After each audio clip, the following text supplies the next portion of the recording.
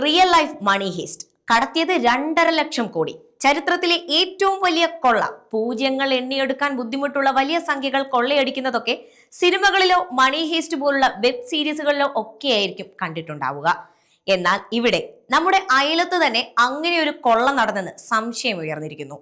ബംഗ്ലാദേശ് പ്രധാനമന്ത്രിയായിരിക്കെ ഷെയ്ഖ് ഹസീന കടത്തിയ പണത്തെക്കുറിച്ചാണ് രാജ്യത്തെ central bank governor Ahsan Mansur ഞെട്ടിക്കുന്ന വെളിപ്പെടുത്തൽ നടത്തിയിരിക്കുന്നത്. കടത്തിയ പണത്തിന്റെ മൂല്യം 2.5 ലക്ഷം കോടി രൂപ. 25 എഴുതി 11 പൂജ്യം ഇടണം. സർക്കാരിന് കീഴിലുള്ള വിവിധ സാമ്പത്തിക പദ്ധതികളുടെ മറവിലായിരുന്നത്രേ തട്ടിപ്പ്. സർക്കാരിലെ ഉന്നതരും രാജ്യത്തെ ചില വമ്പൻ കമ്പനികളും ചേർന്ന് നടത്തിയ തട്ടിപ്പ് ലോക ചരിത്രത്തിൽ തന്നെ ഏറ്റവും വലിയ സാമ്പത്തിക തട്ടിപ്പാണെന്നാണ് എഹ്സാൻ മൻസൂർ പറയുന്നത്. ബംഗ്ലാദേശിന്റെ സമ്പദ് വ്യവസ്ഥയിൽ ഇതുണ്ടാക്കിയ ആഘാതം ഇനിയും കണക്കാക്കാനിരിക്കുന്നതേയുള്ളൂ. മോഷ്ടിക്കാൻ ഏറ്റവും യോജിച്ച സ്ഥലം ബാങ്കാണെന്ന് തിരിച്ചറിഞ്ഞുകൊണ്ടുള്ള കളികളായിരുന്നു ഇതിനെല്ലാം പിന്നിലെന്ന് മൻസൂർ. അദ്ദേഹം പറയുന്നതനുസരിച്ച് സെൻട്രൽ ബാങ്കിന്റെയും വിവിധ സ്വകാര്യ ബാങ്കുകളുടെയും നിയന്ത്രണം ഡയറക്ടർ ബോർഡുകൾ വഴി കൈക്കലാക്കുകയാണ് തട്ടിപ്പുകാർ ആദ്യം ചെയ്തത്. അതിനുശേഷം വിവിധ കമ്പനികൾക്ക് കോടിക്കണക്കിന് ഡോളർ വായ്പ നൽകി.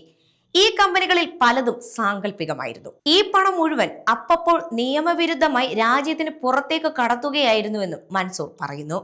ബംഗ്ലാദേശിലെ ഇടക്കാല സർക്കാരിന് നേതൃത്വം നൽകുന്നത് സാമ്പത്തിക നോബലിന് അർഹനായ മുഹമ്മദ് യൂനീസ് ആണ്. സെൻട്രൽ ബാങ്കിന്റെ താൽക്കാലിക മേധാവിയായി എഹ്സാൻ മൻസൂറിനെ നിയമിച്ചതും യൂനീസിന്റെ സർക്കാർ തന്നെ. മൻസൂർ ആകട്ടെ 27 വർഷം IMF-ൽ ജോലി ചെയ്തയാളാണ്. IMF-ലെ ഇത്രയും നീണ്ട സേവന കാലയളവിൽ ഒരിക്കൽ പോലും ഏതെങ്കിലും രാജ്യത്തിന്റെ സർക്കാരിനെ നയിക്കുന്നവർ നേരിട്ട് ഇങ്ങനെയൊരു ബാങ്ക് കൊള്ള നടത്തിയതായി തനിക്ക് അറിവില്ലെന്ന് അദ്ദേഹം തന്നെ പറയുന്നുമുണ്ട്. ബംഗ്ലാദേശിലെ ബാങ്കുകൾ പലതും മൃതപ്രായമായിരിക്കുന്നു എന്നാണ് ഇടക്കാല സർക്കാരിന്റെ വിലയിരുത്തൽ.